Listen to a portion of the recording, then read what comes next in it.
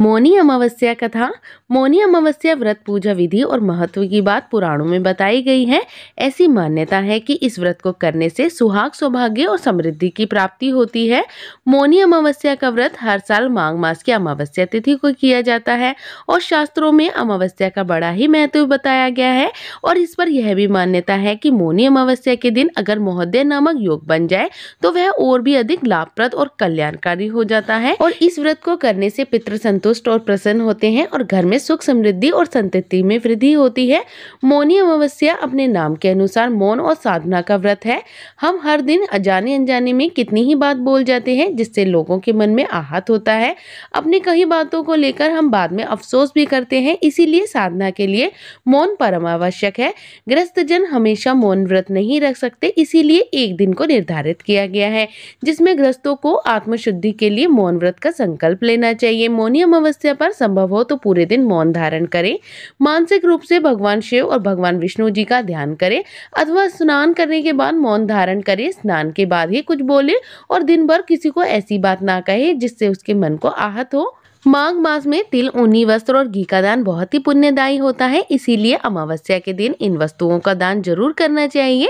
यह जरूरी नहीं कि आप बहुत दान करें, अपनी श्रद्धा और क्षमता के अनुसार आप थोड़ा सा दान भी आप कर सकते हैं। इससे भगवान शिव की कृपा आप पे सदैव ही बनी रहती है और व्यक्ति मृत्यु के पश्चात उत्तम लोक में स्थान पाता है। तो आइए अब कथा को प्रारंभ करते हैं। अमावस्या व्रत कथा। प्राचीन काल में एक ब्राह्मण परिवार कांचीपुरी में रहता था। पति पत्नी दोनों ही धर्मात्मा थे और धर्म पूर्वक अपनी गृहस्थी चलाते थे। इनका नाम देव स्वामी था और इनकी पत्नी का नाम धनवंती था। इनके 7 पुत्र थे और एकमात्र ही पुत्री थी जिसका नाम गुणवती था। गुणवती जब सियानी हुई तो देव स्वामी ने धनवंती से कहा कि पुत्री के विवाह के लिए अब वर देखना चाहिए। ब्राह्मण ने अपने छोटे पुत्र को बहन गुणवंती की कुंडली दी और कहा, ज्योतिषी से इनकी कुंडली दिखवा लाओ जिससे गुणवती के विवाह की बात आगे चले। ज्योतिषी को कन्या की कुंडली दिखाई तो उसने बताया कि विवाह होते ही कन्या विधवा हो जाएगी। ज्योतिषी की यह बात ब्राह्मण परिवार को जब मालूम हुई तो वह बहुत दुखी हुआ और इसका उपाय पूछने लगा। ज्योतिष ने बताया, हे ब्राह्मण, सिंहल द्वीप में एक पतिव्रता महिला रहती है जिसका नाम सोमा धोबिन है। यदि कन्या की शादी से पहले सोमा आपके घर आकर पूजन करे और अपना आशीर्वाद दे दे तो यह दोष दूर हो जाएगा। ब्राह्मण ने अपनी पुत्री गुणवती को अपने छोटे बेटे पुत्र के साथ सिंहल द्वीप भेज दिया।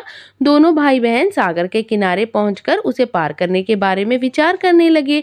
जब समुद्र को पार करने का कोई रास्ता नहीं मिला तो दोनों भूखे प्यासे एक पीपल के वृक्ष के नीचे आराम करने लगे। पेड़ पर घोंसले में एक गिद्ध परिवार रहता था। उस समय घोंसले में सिर्फ गिद्ध के बच्चे थे और वे सुबह से ही भाई बहनों की बातों और क्रियाकलापों को देख रहे थे। शाम के समय जब गिद्ध की माता बच्चों के लिए भोजन लेकर घोंसले में आई तो बच्चों ने पेड़ के नीचे लेटे भाई बहन की कहानी माता को बताई। उनकी बातें सुनकर गिद्ध की माता को दोनों भाई बहनों पर बहुत ही दया आई और वह बच्चों से कहने लगी कि तुम लोग अब चिंता मत करो, मैं इन्हें सागर पार करवा दूंगी।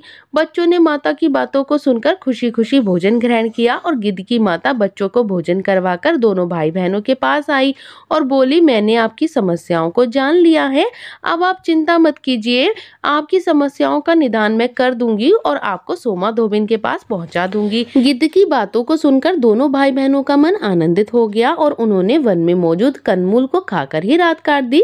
सुबह होते ही गिद्ध ने दोनों भाई बहनों को समुद्र पार करवा दिया और सिंहल द्वीप में सोमा धोबिन के घर के पास भी पहुंचा दिया। गुणवती सोमा धोबिन के घर के पास छुपकर रहने लगी। हर दिन सुबह होने से पहले गुणवती सोमा का घर लीप दिया करती थी। एक दिन सोमा ने अपनी बहुओं से पूछा कि प्रतिदिन सुबह हमारा घर कौन लीपता है। बहुओं ने प्रशंसा के मुंह में कहा कि हमारे अलावा यह कार्य कौन करेगा। लेकिन सोमा को अपनी बहुओं पर भरोसा नहीं हुआ। वह यह जानने के लिए पूरी रात जागती रही कि वह कौन है जो हर दिन सूर्योदय से पहले ही हमारे घर को लीप जाता है। सोमा ने देखा कि एक कन्या उनके घर के आंगन में आई और उनका घर का आंगन लीपने लगी।